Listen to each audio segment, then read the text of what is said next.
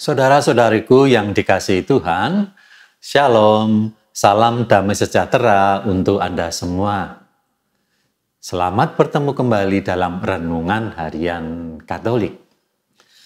Hari ini saya mengajak Anda untuk merenungkan tema, kita dipanggil untuk menjadi pelita bagi orang yang sedang susah.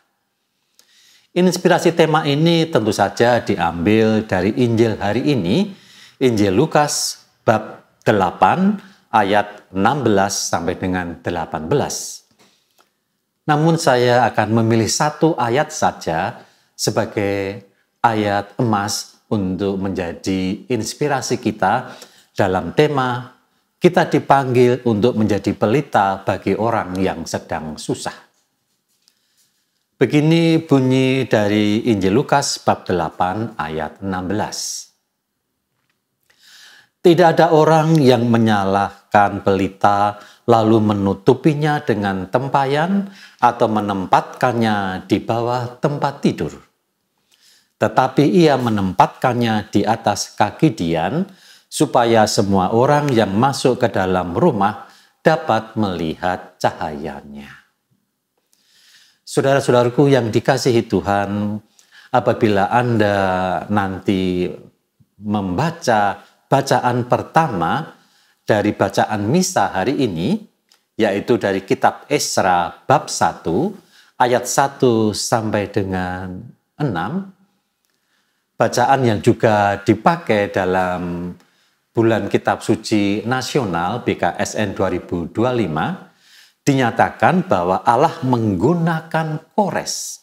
Allah menggunakan Kores, raja negeri Persia, untuk memulangkan bangsa Israel dari pembuangan Babel. Maka dalam terang Injil hari ini, Kores itu yang adalah raja negeri Persia menjadi pelita pembebasan Israel dari rasa putus asa karena pembuangan di Babel, karena kehilangan harapan di Babel. Kores, raja negeri Persia itu, memulihkan kembali iman Israel yang tersembunyi dalam pembuangan. Bahkan lebih dari itu, Kores, raja negeri Persia, mendukung pembangunan kembali Bait Allah di Yerusalem. Maka Allah menggunakan raja Persia itu menjadi pelita bagi Israel. Maka panggilan Kores, raja negeri Persia, untuk menjadi pembebas juga menjadi panggilan kita di zaman ini. Gereja meminta kita untuk hadir bagi orang-orang yang sedang putus asa, tidak berdaya dalam segi sosial ataupun ekonomi. Oleh karena itu, kita dipanggil untuk menjadi pelita seperti Kores yang digunakan Allah untuk menjadi pelita bagi Israel. Ketika Yesus berkata kepada kita, tidak ada orang yang menyalakan pelita lalu menutupinya dengan tempayan atau menempatkannya di bawah tempat tidur, tetapi ia menempatkannya di atas kaki dian, supaya semua orang yang masuk ke dalam rumah dapat melihat cahayanya. Itu juga berlaku bagi kita sekarang. Lalu bagaimana tindakan kita supaya kita menjadi pelita bagi orang lain?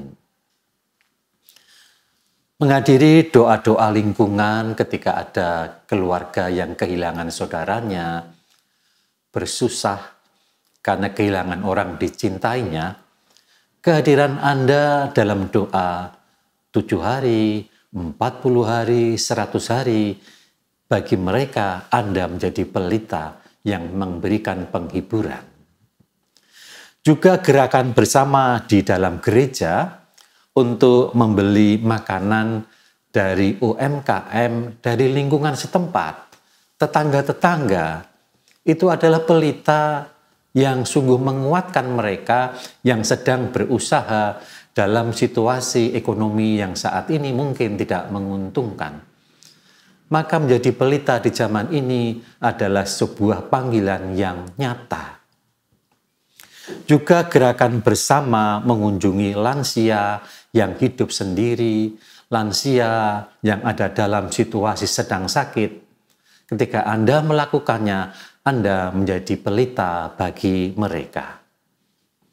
Juga ketika Anda aktif dalam lingkungan, hadir dalam pertemuan Bulan Kitab Suci Nasional, BKSN, Anda juga menjadi pelita iman bagi saudara-saudara yang hadir di dalam pertemuan itu.